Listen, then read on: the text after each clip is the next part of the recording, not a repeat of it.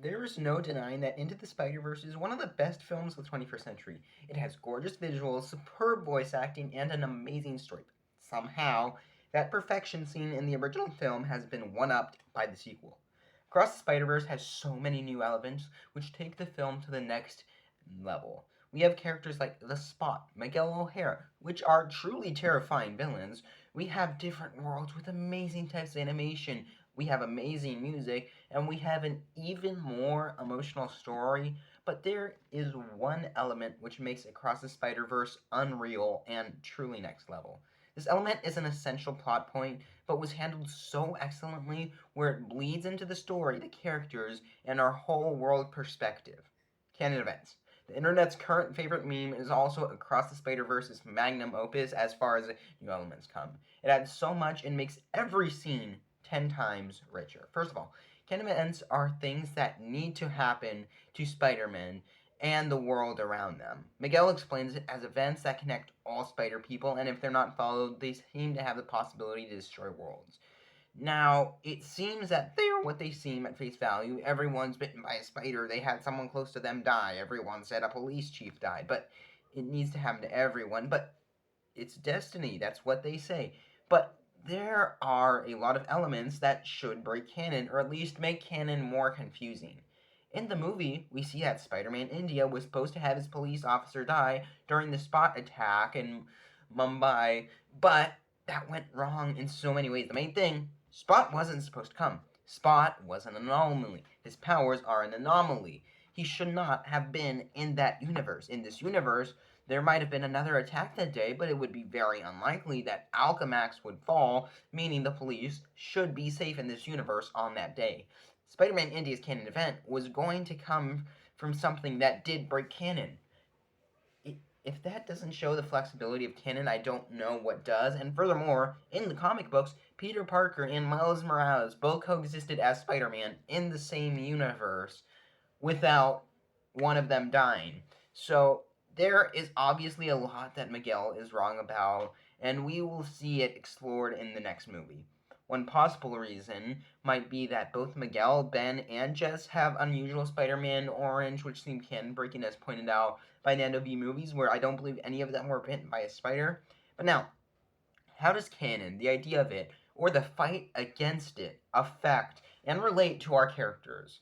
Of course, the most obvious is with Miguel. He tried to go to another universe to be with his family, a universe where he died, and in his universe, his family died, so perfect. But in breaking canon, he destroyed that universe.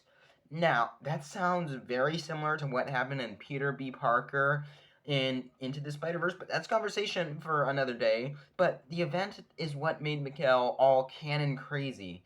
Because he couldn't break canon, he wouldn't let anyone else even try. We have Miles, who's very similar to Miguel, at least in origin. Miles wants to study interdimensional science just so he can see his friends again. Miguel built the watches so he could go see his family, and even Kingpin kind of had that same motivation. He wanted to see his family. I wonder what they're gonna do with that. I can't understand though yet. But Miles isn't trying to find someone that is dead, but other people who has traveled to his dimension. Miles is just trying to reopen that door to be with his friends once more. But Miles's perspective on canon seems to be that canon is flexible. He knew that every spider person had an Uncle Ben, but he knew there were some big differences between the spider people. He met a spider pig. He believes that with the multiverse, anything is possible, as he sees a bit in that first film. And in the case with Miles wanting to save his father, he may or he may not be able to do it, but a real Spider Man would try to do it, and in there lies the hypocrisy of the Spider Society. When Gwen tried to stop Miles from saving the police officer, she wasn't Spider Man in that moment. But the reason why is so perfect. Gwen's father is a police chief. He tried to teach Gwen to always do it by the book. When she became Spider Woman, she did things her own way, resulting in the death of her best friend and a manhunt against her. And then, when Gwen's father momentarily turns against her, she is vulnerable, and therein comes Miguel O'Hara, who indoctrinates her into the Spider Society. having her father turn against her, and soon finding out that her father needs to die once she joins Spider Society, she relies on Miguel and Jess as parental figures. So when Miguel turns on both Miles and Gwen, she's forced to return to her universe, and we get the most gut-wrenching scene in the whole movie. Gwen is finally forced to see her dad once more. Knowing that he soon must die because he's a police chief and that's canon, she tries to stay distant until the moment her father says he quits his job, and then she runs and embraces him so quickly, knowing that she won't need to lose him, knowing he supports her, and finally, then she turns on Miguel and she finally becomes Spider-Woman once more. Finally, though, we have Peter and Hobie who both go against canon in different ways. Going against canon is basically just a part of Hobie's character because he goes against the rules and that's just what he does. And at the end of the movie, MJ basically tells Peter that to be Spider, or at least with his daughter, that doesn't have a rule book, or basically, in other words, that canon isn't a part of being Spider-Man. There is no true way to be Spider-Man. It's a leap of faith. The final thing worth exploring, though, is what it really means to break canon. Now, as we go into Beyond the Spider-Verse, we have a whole team of spider people who are going to break canon and help Miles, and of course, Miles' whole goal is to break canon.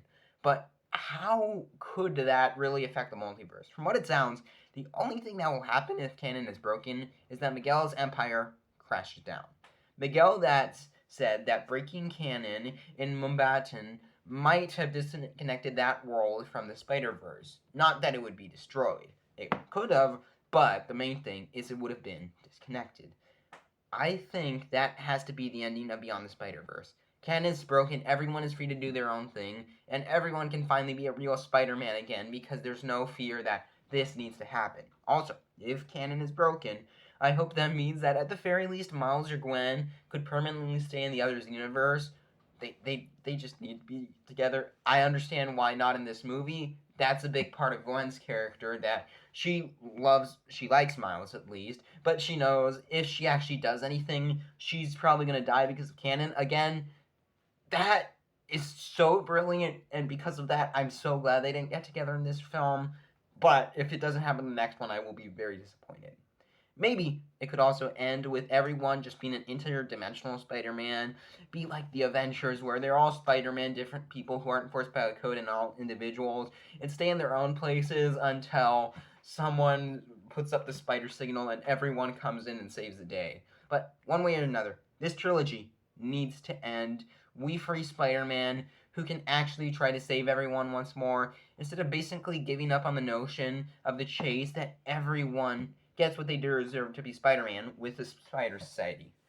There is still definitely a lot to explore in Beyond the Spider-Verse, because even just with canon and the Spider Society, we have a lot to explore, and that doesn't include the Spot or any new concepts we might see, like Universe 42 Miles. So I'm excited, and I hope it gets delayed if necessary, so we can get another masterpiece, and it takes all the time it needs. I don't want this next film rushed. Anyways, though, that's all I have to say. What do you think? What is your favorite part of Across the Spider-Verse? Is it canon, a new character, or relationships between old ones? All that and more, leave in the comments down below. Netflix's newest animated movie comes close to the greatness of Spider-Verse and perfectly showcases what Disney should be doing right now. So if you want to see why and how, check out this video. Subscribe to see more videos on Spider-Verse, animation, and all that good stuff and plenty more. Thanks for watching. I have been Fictional Fanatics, and until the next one, bye!